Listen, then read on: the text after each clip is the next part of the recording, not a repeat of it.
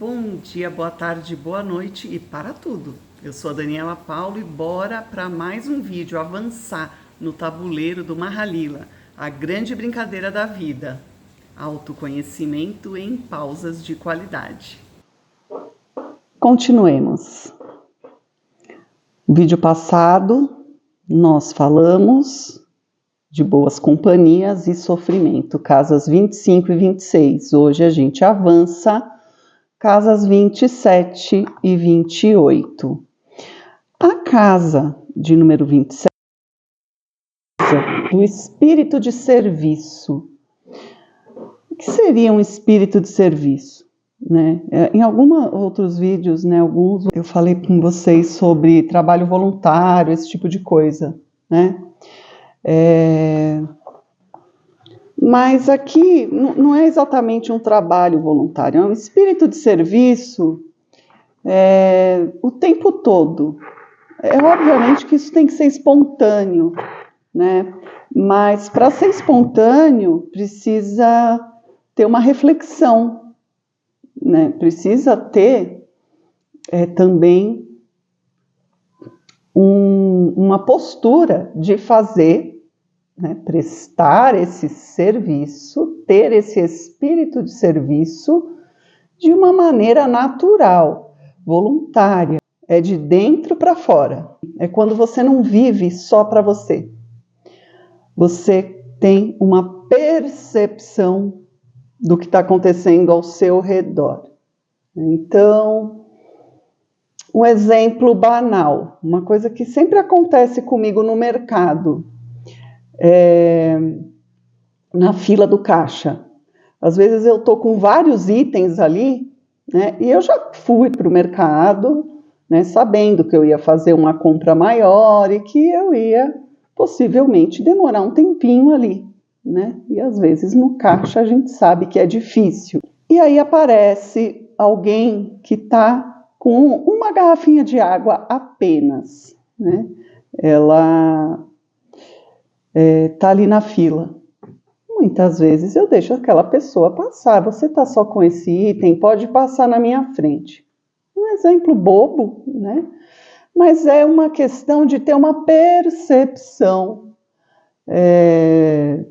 do que está acontecendo ao seu redor. Você não está autocentrado, você não está pensando só em você, no que você tem que fazer, no seu objetivo. Não, você sabe que você está inserido num contexto onde tem várias pessoas fazendo várias coisas, né? Cada uma numa luta ali, né? Que você desconhece, certo? É quando o seu ser individual, ele é um veículo para manifestar o ilimitado. Olha que lindo isso, né?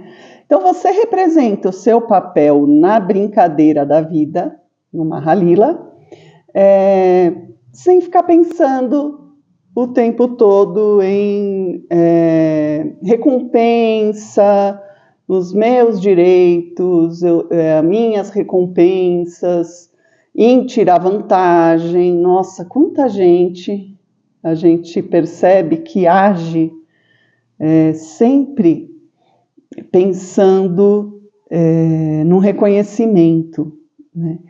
E age sempre querendo tirar vantagem. Então, aquela pessoa só fica feliz se ela consegue comprar por um menor preço, fica pechinchando, e aí muitas vezes fecha um negócio que é injusto, né, do ponto de vista de quem está vendendo, tá? Mas a pessoa fica feliz. Aquele otário me vendeu por um preço menor. Então, isso é péssimo, né? Isso não está de acordo com o Dharma, com a lei cósmica.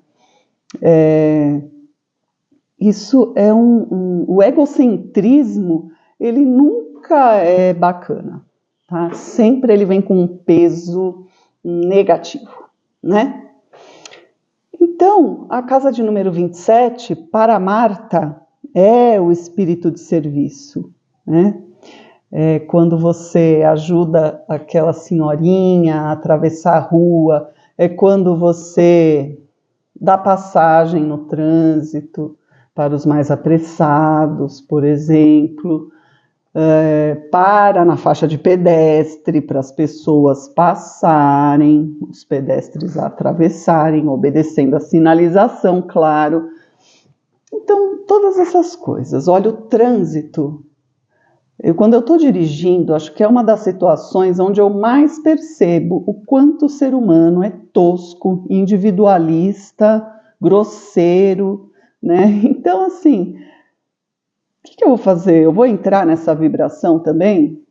Né? Não, eu não. Eu vou fazer o contrário, né? Mas é isso que eu estou falando. O ideal é que seja de uma forma espontânea. Claro que antes de se tornar espontâneo, teve aí uma reflexão sobre, né? Ninguém muda de atitude do nada. Sempre teve uma reflexão, né? Mas o mais interessante é quando a gente faz isso sem esforço, né? Isso começa a ser da nossa natureza. Tá? Então, para Marta, a casa 27, esse espírito de serviço, ele é a base de uma escada, né? Que da casa 27, essa escada vai te levar lá para a casa número 41, Janaloka, que é a casa do plano humano. Sim, você está agindo como uma pessoa que é humanista, humanitária, né? Isso é ser humano. Então, quando a gente vê uma injustiça muito grande, né, a gente fala, nossa, isso é muito desumano, né? Então, o que é ser humano, né? Ser humano é você saber que você está inserido entre outros seres humanos e você se importar pelo bem-estar, né, pelos direitos dos outros, da mesma forma que você se preocupa com os seus próprios, ok? Então, aqui para a gente visualizar no tabuleiro, casa 27, para Marta, escadinha para casa 41. Olha, e a casa 41, Janaloka, ela está aqui nessa parte central, né? Que é justamente aqui o eixo principal, o pilar principal do tabuleiro. Que a gente já falou sobre isso, a gente já passou por algumas casas, né? A casa de número 5, a casa de número 14, a casa de número 23, tá? Que são pilares, e isso tem a ver com a nossa coluna vertebral e, como vocês sabem, também com os chakras, tá? Cada fileira é um chakra, certo? Do espírito de serviço, que a gente termina aqui, a fileira do terceiro chakra, ó, 1 chakra, 2, 3.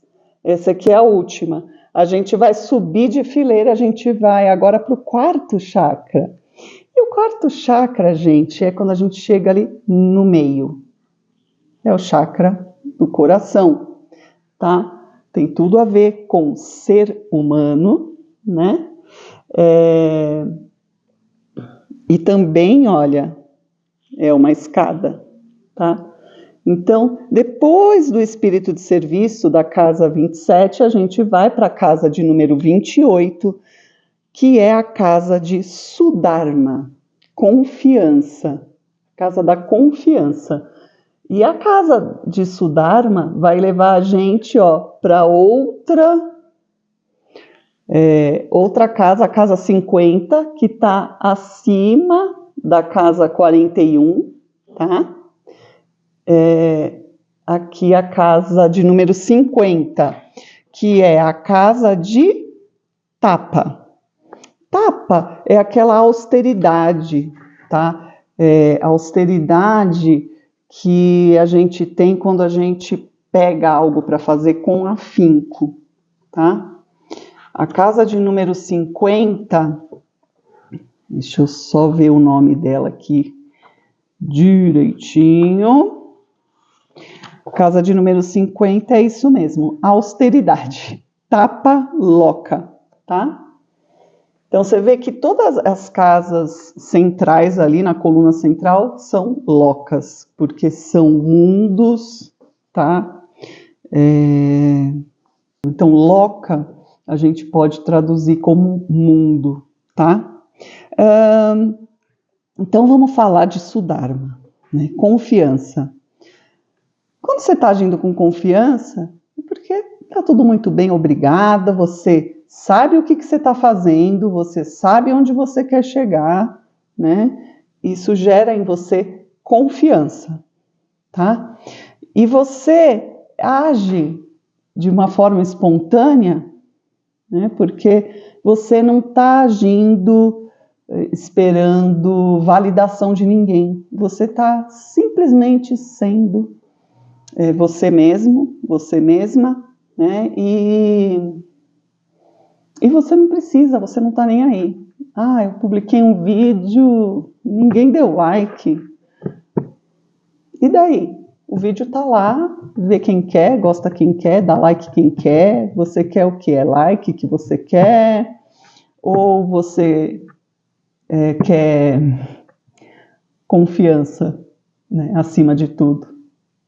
É a falta de like que vai tirar a sua confiança? Não, né? Uma pessoa confiante, ela não vai precisar de nenhum tipo de validação, ok? Né? Aqui nesse lugar, você se entrega, né? Você vai vibrando cada vez mais alto, você vai vivendo, você vai jogando e brincando com a vida, brincando no bom sentido, né? Não estou falando para você arriscar a sua vida, nada disso. Brincando, porque a vida está leve para você, né? Você está tirando de letra, certo? E não à toa, isso vai te levar lá para a casa da austeridade, que é quando você atinge um nível ali de você fazer aquilo que você tem que fazer sem se distrair, sem nenhum tipo de distração, né? Apesar de estar fazendo com leveza, certo? Quando eu digo sem distração, é sem desviar do caminho e do objetivo, certo? Então, essas são as duas casas maravilhosas, né? Hoje, só coisa boa. Espírito de serviço e confiança, né? No vídeo de hoje, como sugestão de atividade, eu vou sugerir posturas de yoga que abrem o peito, né? Outro dia eu vi alguém falando que como é clichê falar de posturas que abrem o peito e abrir o coração. Eu não acho clichê, porque eu tenho experiência própria com isso. Quando eu comecei a praticar yoga, eu tinha um problema postural, tá?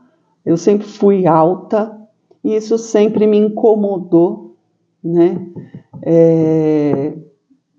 Por não querer chamar atenção. Muitas vezes você não quer chamar atenção e chama atenção sem querer, e isso é um pouco desagradável às vezes. Então, o que eu fazia? Isso aqui, ó, eu curvava meus ombros, né, e fechava. E isso tem a ver, sim, com a falta de confiança, tá? Você não vai ver uma pessoa confiante curvada, né? Não, uma pessoa confiante, ela abre, né? Abre o peito, tá? E aqui no coração a gente tem uma glândula que é a timo. Essa glândula já foi estudada, tá? E é sabido que quando a pessoa está deprimida, triste, essa glândula ela atrofia e fica com uma coloração escura.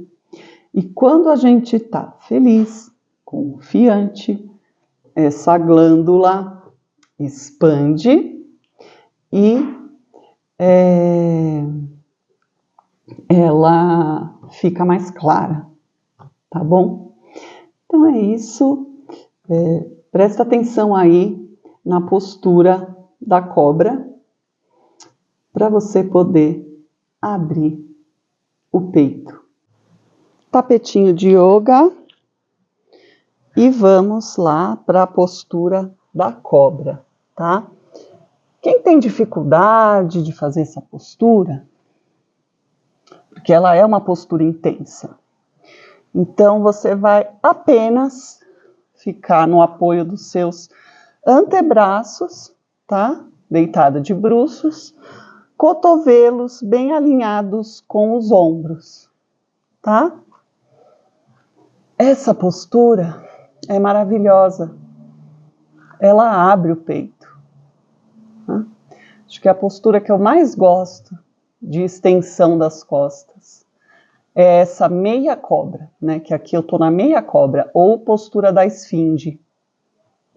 E a postura da cobra, para quem tem essa flexibilidade, a gente vai abaixar aqui, ó, as mãos aqui na altura do peito, fecha os cotovelos, aponta os cotovelos lá para cima. Não pode abrir assim, tá? E inspirando, empurra o tapetinho com as mãos. Postura da cobra, Bhujangasana. Namastê e até o próximo vídeo.